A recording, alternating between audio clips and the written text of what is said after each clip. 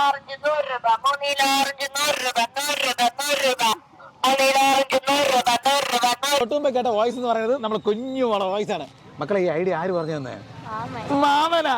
മാമൻ എന്ന് പറഞ്ഞാൽ നമ്മളെ രമേശൻ ബ്രോയാണ്, നമ്മളെ ചങ്കാണ് പുള്ളി. നമ്മൾ നീണ്ട ഒരു 10-15 വർഷം കൊണ്ടുള്ള ബന്ധമാണ്. ലോട്ടറി കച്ചേരി വോയിസ് കൊടുക്കാൻ വേണ്ടി പറഞ്ഞാൽ പോവോ?